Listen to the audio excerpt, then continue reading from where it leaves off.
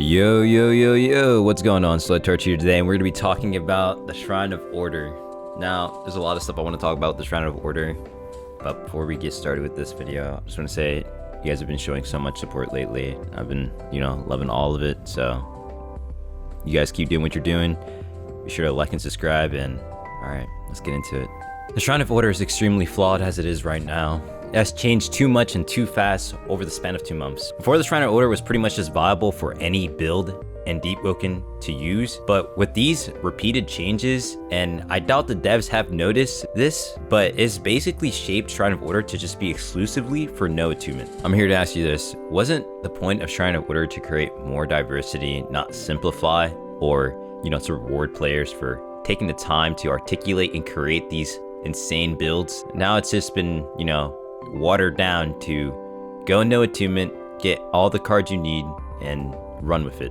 And the reality is that it's disappointing. Like, it could have been done way better. Now let's actually talk about what led to the Shrine of Order's demise. So first things first, this was the first change that I can recall that happened in the Shrine of Order, was that not being able to go an oath prior to Shrine eliminated the options to go oaths other than the ones listed here, which are Dawnwalker, Contractor, Linkstrider, and Oathless. As you can see, all these oaths have one thing in common, is that they have no real requirement, just locked behind a quest. This pretty much simplifies the Shrine of Order process to being purely these oaths, as going any other oath will end up being too big of an investment, and if you're going for a high attunement build or a high weapon stat build, you can feel yourself missing out on some stat points for these other oaths.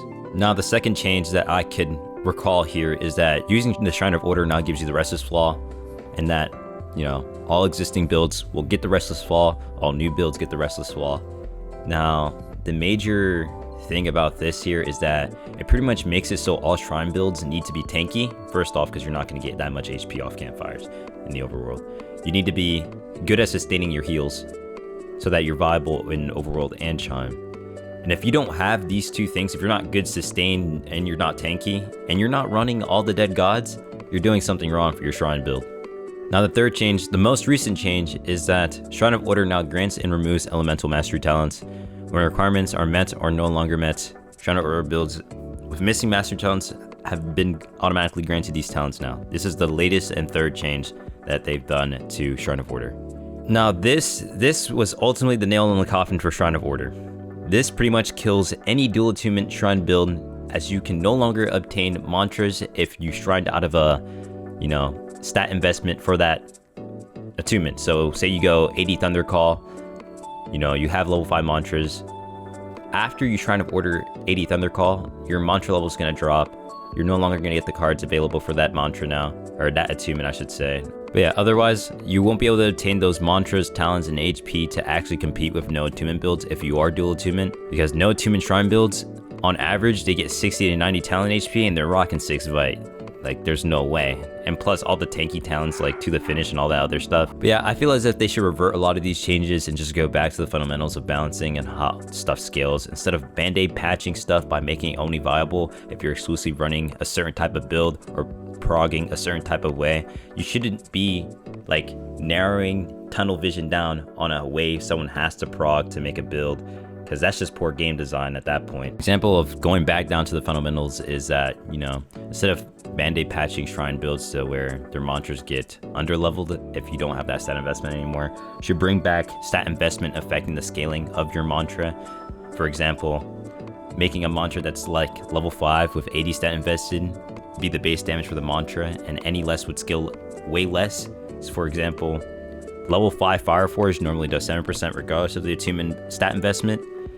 With my change, basically level 5 Fireforge with 80 stat investment would be the normal base damage, and if you have any less than that, you lose percentages gradually.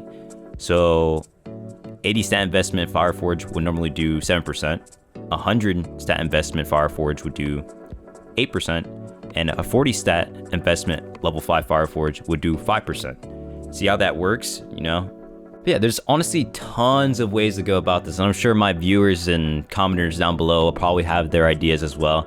They might be better than mine, and I encourage them to, argue with me in the chat. I love talking to you guys in the comments below when you get like, debatey with me, because I like to show my point of view, and I may be aggressive at times, but it is what it is.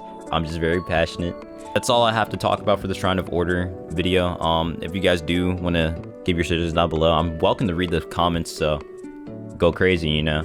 I'll be sure to reply to some of you guys as always. But yeah, peace out, have a nice one.